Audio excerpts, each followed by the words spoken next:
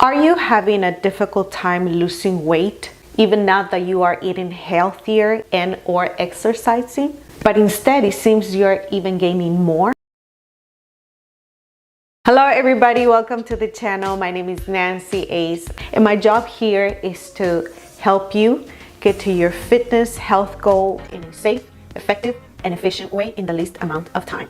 And in today's video, I am going to share with you why many of my clients, even after starting my food exercise program, we're not losing enough weight as expected. And as usual, I like to start with a story. Nothing like a story to help get a point across and the point to be grasped. I remember this couple that I was able to help. They had just been married, beautiful young girls. They wanted to do basically everything together, including their exercising, the eating, the resting, homework, everything. They came the next day. I did everything that I was supposed to do as a trainer, measure them, took the body fat, etc. As time passed, one of them was losing the weight, chisel enough.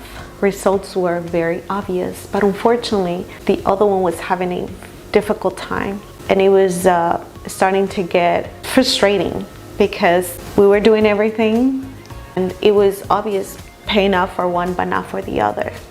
One day, one of the girls wasn't able to make it to the training because she had a scheduled doctor's or dentist appointment. This was the girl that had gotten the results. So I was able to had a one-on-one with the girl that was having difficulty losing the weight, and thought this is the opportunity for me to dig a little deeper and see what is going on. As we started the training, it turned out to be more like a chatting session. She opened up about certain things, and I was able to tell, not at that moment, even sometime before, that she was constantly on her mind, which is normal for someone that is a type A go-getter. She was the type of woman that liked to accomplish a lot. I didn't notice how consistent she was with just being in that state of frustration, of stress in her mind. She was so stressed out, and that was because she was so addicted to adrenaline, and that caused a lot of problems in her body. At that moment, I knew I had to explain, get more into the smaller details about what these bad hormones were doing to her body. When we're stressed out, whether we have a valid reason or not, your adrenal glands release cortisol and adrenaline, the bad guys. When this happens, glucose, the main source of energy, is released into your bloodstream. Have you heard of the fight or flight response? That's the type of response we have when we are under stress. We either want to fight or run away. Either one causes the same type of chemical reaction in our bodies. When the threat is over, that's when all these bad things tend to happen. That's when adrenaline high wears off, your blood sugar spike drops, but that's when cortisol kicks into high gear, trying to supply you with the lost energy. And guess where our bodies tend to gravitate towards? The easily digestible foods like potato chips, ice cream, cookies. Yes, they give you that quick release of energy. Unfortunately, many of these calories are going to be stored. You know where, right? Yeah, the meat section. We don't want to do that. But you might be saying, Nancy, hear me out. I don't eat high fat or sugar foods, and I'm still not losing the weight. What is going on? Do you know that cortisol impacts your metabolism?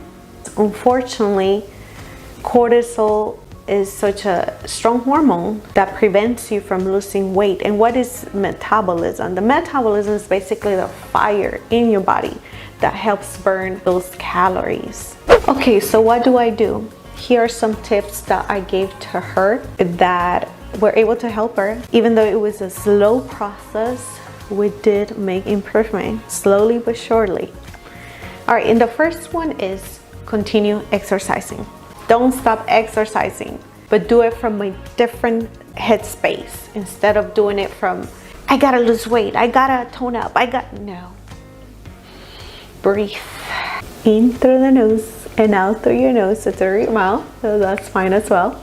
And think, I'm doing it because I want to be healthy, because I love my body, because I care. Simple things like this will shift versus doing it from a point of stressful thinking. Try to figure out what is stressing you out. Are you doing it because you want to look a certain way so you can compete with someone else? That's a fight response. Are you doing it because you want to get rid of the fat here so you can wear that super sexy dress? You're trying to escape reality or fight your own body, and we don't want to do that. I want to be doing it because yes, I want to wear this dress, that is the goal, but I'm gonna do it in a way that is gonna make me feel good, not stressed. So go to the gym, have that dress in mind, but do it from a point of, I want to have less midsection fat here so I can be healthier, so I can be better. However you want to label it. I want to be healthier, stronger, thinner, because I want to be healthy. I want to feel good. 2, I would like you to learn and practice stress relief strategies daily. And I'm not talking about those things that we know are good for us, like running or working out. We know that when we are doing those exercises, we are releasing the good hormones like endorphins, right? But I want you to think about things that help you as a person, as your own. I'm talking about perhaps your thing is putting on your headphones and just listening to music while you learn how to breathe properly. That could be your thing. Or maybe it could be, like in my case, I love playing the conga drums. I get lost. I completely release all my stress just, paying attention to the rhythms and listening to the music. That's such a stress relief strategy for me when I feel like I am getting into a stressful situation. So find what works for you, what makes you get out of that state and get you into your zone, your special zone. And 3rd, whenever I feel like I am nervous or tense or my body is just not in that lovely, peaceful state, I go and brush my teeth. I know that I already had food and I shouldn't be going for a snack or anything. I'm just not hungry. I'm just kind of like, under that. I brush my teeth. Or I drink a big old glass of water. That helps me to kind of shock my system and be like, hey, you're good. You don't need food right now.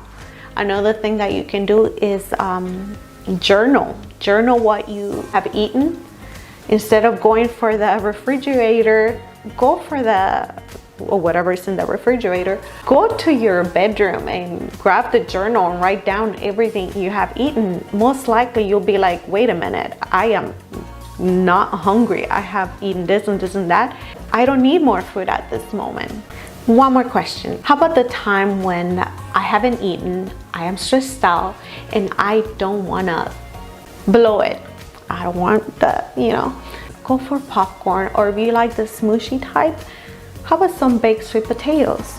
Any ideas, anybody? Please write them down on the description box below. That would really help anybody else that would like to stop eating those bad comfort foods and want to start incorporating the good ones. And if you haven't subscribed, do so. Share the video. If you don't share it, share the information you have. There's so many people that are experiencing this type of effect on their bodies because of all the stress that they live with. It's almost like an addiction and they don't even know it. So remember to care. Sharing is caring. Take care of yourself. Do your best always. Until then, see you in our next one. Bye.